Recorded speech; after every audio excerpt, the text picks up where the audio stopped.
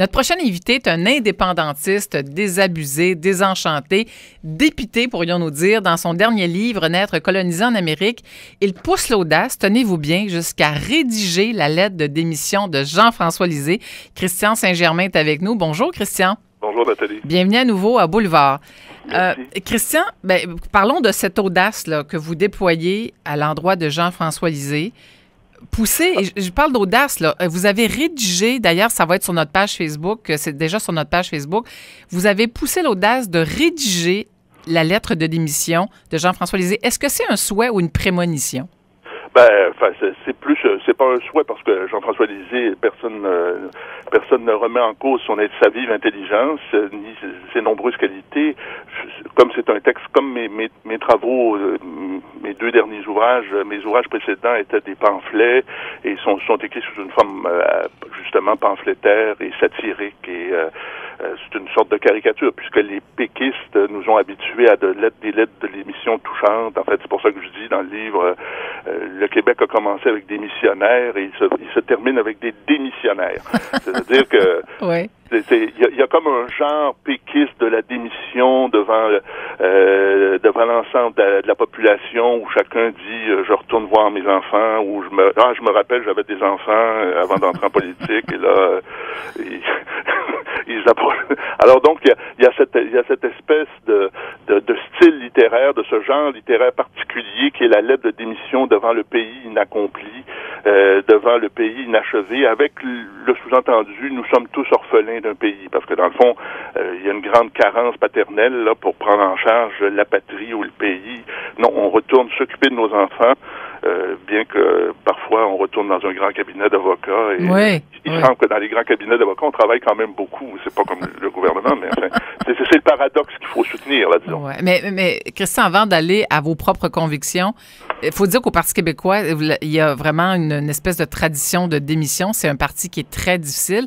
Est-ce que c'est un parti qui vous a déjà fait rêver comme indépendantiste? Parce que vous ne cachez pas, vous êtes un indépendantiste, vous rêvez du pays. Je ne sais pas si vous en rêvez encore. Je suis un indépendantiste anti-péquiste au sens suivant, c'est-à-dire au sens où, pour moi, le PQ, c'est d'abord un symptôme bien avant une organisation politique.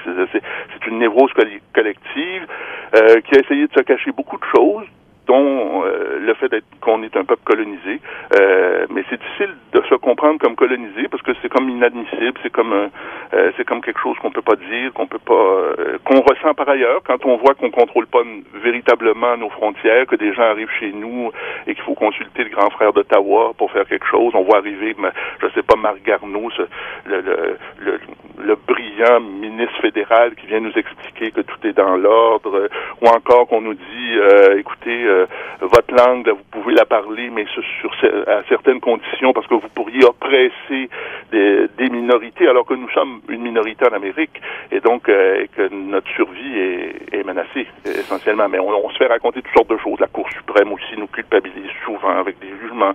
Bientôt, il va y avoir une commission sur le fait, sommes-nous racistes? Non, nous sommes ni racistes, ni quoi que ce soit. Nous sommes colonisés. On a perdu depuis 200 ans, et on essaie de s'en remettre, mais c'est difficile, et le PQ, pour moi, a toujours été cette espèce de fausse solution, ce cataplasme.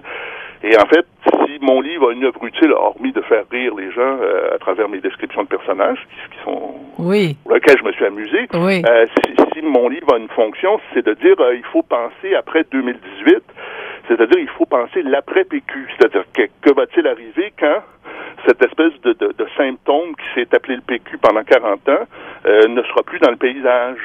Dans le fond, on parle de l'indépendance comme on parle de la météo au Québec. Là, ça n'a pas à un moment donné, le nationalisme sérieux va commencer. Et c'est ça que j'appelle de tous mes vœux, c'est-à-dire qu'un nationalisme sérieux puisse apparaître sur la scène politique. Donc, dans le fond, ce que vous dites, c'est que vous prédisez la fin du PQ. C'est souvent dans l'histoire de politique récente. C'est Nathalie, parce que d'abord, c'est des ronds de cuir, ils sont installés. C'est comme prédire la fin des CLSC ou des cégeps, ou le Parti libéral ou les autres partis en parlent souvent de les faire disparaître, mais dans les rencontres avec les jeunes libéraux, on parle de changement, mais évidemment, le chef apparaît en jean, puis il finit par dire non, tout va rester tout va rester comme avant. C'est-à-dire que ça change pas beaucoup au Québec et le PQ est incrusté dans le paysage. Les gens, ils sont attachés un peu comme des anciens catholiques à l'Église catholique, là.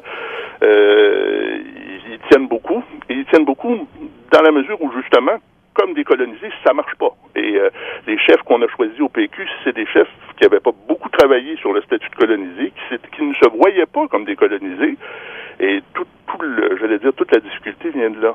Bien, justement, moi, il faut nous éclairer, Christian, parce que le titre, Naître colonisé en Amérique, il résume très bien votre pensée. Expliquez-nous, là. Vous dites, dans le fond, parce que votre constat est très dur, là.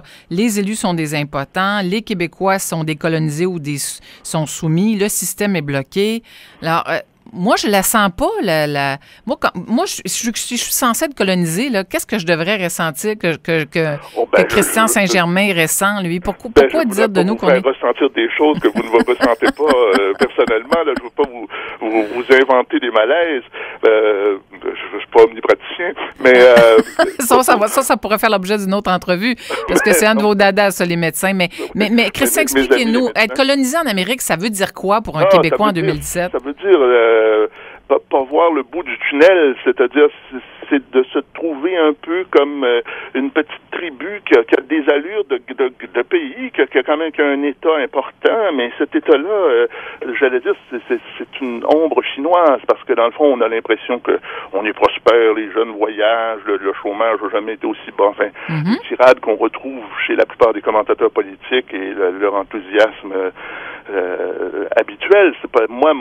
Ma question, c'est les questions que les nationalistes se posent depuis, je sais pas, il y a le goût, là, c'est-à-dire, nous appartenons à un petit peuple il y en a 4 ou 5 dans le monde, probablement, qui se demandent s'ils vont disparaître complètement, si on est 2% en Amérique, moins de 2% en Amérique de parlant français, si notre vocation, c'est de fonder un État français en Amérique, d'être colonisé, c'est ne pas pouvoir, ne pas avoir su en venir là. C'est d'avoir été laissé à nous-mêmes, avoir élu des gouvernements fantoches qui nous font croire toutes sortes de choses, la pérennité de la loi 101, une sécurité chimérique complètement. Et après coup, avec des instances comme le PQ, là, qui nous donnent l'impression d'un faux progrès ou d'un avancement, ou enfin... Et c'est ça, être colonisé, c'est de voir d'autres adultes décider pour nous de notre langue sur notre territoire, décider de ceux qui entrent chez nous et ceux qui ont droit d'être chez nous. C'est-à-dire, c'est se faire dicter comme un enfant des choses qu'on devrait décider nous-mêmes, alors qu'on est capable, par ailleurs, de décider beaucoup de choses. On est capable de construire des barrages, on est tout à fait développé, mais on n'a pas l'esprit de liberté qui fera en sorte que, par fierté, mais attention, on veut comparaître devant l'histoire comme un véritable peuple, pas comme une obscure province dans le grand Canadian Tire fédéral. Là. Oui, mais attention, Christian, le Québec à l'intérieur de la Fédération canadienne, c'est quand même pas le goulag. Ah ben c'est sûr. Non, c'est pour ça que le fait d'être colonisé est si pernicieux et si insidieux, parce qu'on a l'impression que dans le fond, c'est notre choix, c'est juste un choix constitutionnel. C'est que dans le fond, on est un peu comme chez Saint-Hubert Barbecue, on se demande traditionnel ou crémeux, on se demande si la Constitution a des avantages par rapport à nous, mais c'est pas ça la question. Nous, on est un vrai peuple distinct des anglo-saxons canadiens qui ne sont d'une certaine manière qu'une banlieue des États-Unis appelée à se confondre avec les États-Unis.